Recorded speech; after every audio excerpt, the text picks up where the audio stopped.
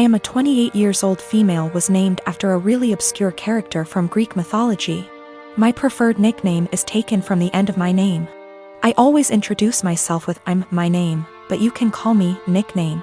None of my co-workers in the small business we work for have ever had a problem with this before, until Megan, the niece of Jeff, one of the two owners, was hired. Jeff and Dave co-own the business, but Dave does the actual day-to-day running of the business.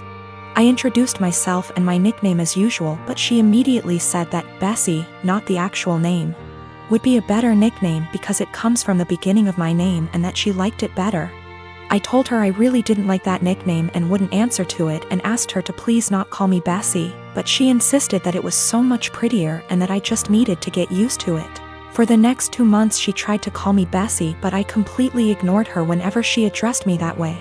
Even when I knew she really needed help with something, she would call my desk phone and say, "Hey, Bessie," I would reply, "You have the wrong number, there's no Bessie here," and hang up. She then tried to get some of the employees outside the office to start calling me Bessie, but I quickly shut that down. I usually finish my work early and help them with a lot of tedious little things that aren't part of my job description, and threatened to stop helping them unless they used my preferred nickname. Friday she decided she was going to get me to respond to Bessie no matter what. We have an open office design but are at opposite ends. She started calling out Bessie in a sing-song voiceover and over again to try and annoy me enough to respond. Other co-workers got annoyed, most telling her to stop and one Lisa telling me to just let her call me Bessie already. I refused and she kept calling out Bessie louder and louder, until Dave barged in. He'd been on a conference call with an important client and could hear her yelling from his office down the hall. He told her to be quiet and that if she called me Bessie one more time, he'd write her up and dock her pay. Later, Megan cornered me in the break room, called me in for getting her in trouble and called me Bessie again for good measure just as Dave was walking in to heat up his lunch. He gave her a stern look and said, "I warned you." Then he walked to HR to have her written up. Lisa is saying I'm the for never helping Megan and that, if I had been nicer or hadn't fought her so hard on the nickname, she probably would have given up on it a while ago, but because I made such a big deal out of it, it became a challenge. I am 17 female, my dad has remarried about a year ago, and it's been hell from the start. I have 2 younger brothers. I work and I often help out with the bills and my 2 younger brothers. I do the exact chores that my father previously gave me. My room is always clean, I do the dishes after dinner, I do the laundry every week, I am in charge of cleaning the kitchen, living room and back patio, as well as taking our trash. So I do what I have to do. But I don't allow my stepmom to try and make me do more things than I already do or try to make major changes in my life. Again, I just do what I need to do so I can go on with my life. I'm just saying this to show that I am a good kid. I can admit that I really do not like my stepmom. My dad won't see it and constantly acts like I'm losing my mind, but my stepmom acts different behind closed doors. I told everyone from the beginning that I do not see her as my mom, I won't be calling her mom.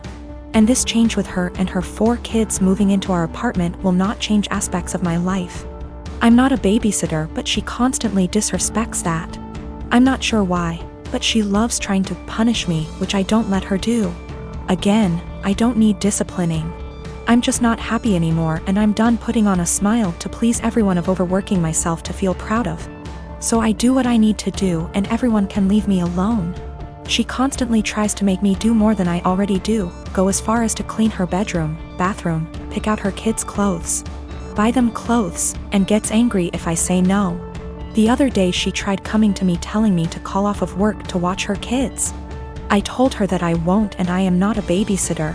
Her kids are all twins, 2 of them 14, 2 of them 15. She told me that she wasn't asking me, and if I'm not there I lose my phone, car, and laptop. I pay for all that. I just said I will be going. She said I won't. Don't try arguing because my dad will put me in check. All I said was we'll see. So like I said, I went to work. I left the kids there, made them some food, and left. And she was pissed, vein popping out of her forehead, pissed. She started yelling at me, trying to take all of my stuff, but I kept them in my room and told her that I said I would not and she shouldn't be surprised. She got mad, saying how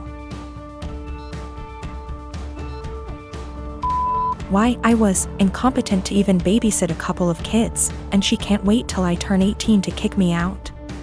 I agreed, and she got even more mad and tried saying I will be coming straight home from school.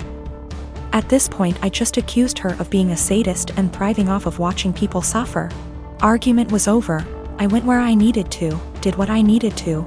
But my dad and her have given me the silent treatment and won't even leave dinner there for me.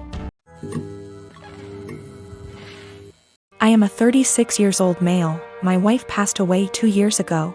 I have an 11-year-old son named Sean. I'm doing okay, with money. I have a stable income and support system. I have a friend named Kate. We've been together since we were kids. She's like a sister to me, although she tends to boss me around. She's introduced me to her female friends, hoping that I'll settle down again. I told her I have other priorities and I'm required to focus on Sean and his health. He's diabetes. Kate thinks there's something wrong with me, but not everyone's circumstance is the same. I started noticing a pattern in her behavior after she introduced me to a friend of hers.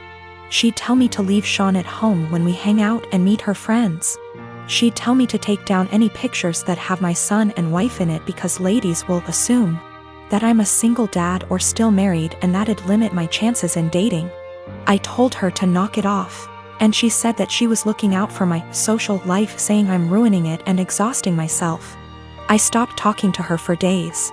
Then I decided to let it go. She's been insisting on bringing her friend to visit me with other friends. I agreed to have them as guests. Kate suggested I take Sean to stay with a relative since it'll be adult dinner, but I refused. He was comfortable in his home and didn't want to go. Kate was at my place before her friends arrived. I checked on Sean and told him to tell me if he needed anything before he went to sleep. At 12:30, while I was sitting and just starting to chat with Kate's friend, while Kate kept blinking at me with a smirk on her face, I got a text message from Sean telling me he wanted to use the bathroom, but the door handle was stuck and he couldn't open the door. I went upstairs to check. Kate followed me. I found that the door was actually locked. I was confused. I asked Sean and he said he didn't lock it. I started looking for the key. That's when Kate quietly handed it to me, saying she took it. I was stunned. I opened the door for Sean, then I asked her why she locked the door. She said that lied to her friend about me not having kids and didn't want her to see Sean. She said it was no big deal since he was sleeping, but I was furious. I started yelling at her as she kept shushing me. Everyone started leaving after I yelled at Kate and cussed her out for doing this. She blew up after her friend left and said I was an idiot cause most people don't mention kids until after months into dating, and that I didn't deserve her help to move on when she thought I was a decent, sane person. I called her stupid and told her to get out of my house. She told me to wallow in my misery and left. Then her friends kept blaming me for making a scene and treating Kate like that, especially since she cooked dinner and helped a lot. I am a high school math teacher, and we were creating a schedule for next year and divvying up workloads. I noticed I got almost 50% of the test creation and had 2 plannings missing from my schedule next year, for every one for the other 6 women in my department. There are 8 of us. My department head assigned herself nothing as she is managing and needs every prep. But that's another quibble. I am not the newest and in fact have seniority some of these women, but I'm also not the most experienced, so it's not like these are struggling new teachers who need help. So I asked why it was divided this way. I was told, well, Ms. Millie is pregnant and the rest of us have families. If you have to stay late, it's no big deal. I can go to my principal and deal with it that way. What they've done actually breaks the union contract. But I really was offended by this. I tried to explain my offense, and they literally stared at me gobsmacked. I actually want to know how to discuss this with them. These are all women who I have previously gotten along with and liked. When the last one, Ms. Millie, got pregnant this year, there have been some conflicts. She is in my grade level. And they made me take on some of her work basically because she had some complications. This I did, but I think planning for me to do more is very different than an emergent health issue. As well as some uncomfortable situations for me, having to participate and buy stuff for her baby shower. When I'm not really into those things, but I did so to not cause waves. A lot of people have advised go to the union, go to the principal, and I absolutely will if necessary. I want to be clear, I'm not worried at all that I'll be forced to work this schedule, but these are my colleagues. Many have been working with me 5+ years, and we have lots of meetings and times together, where it's helpful to get along.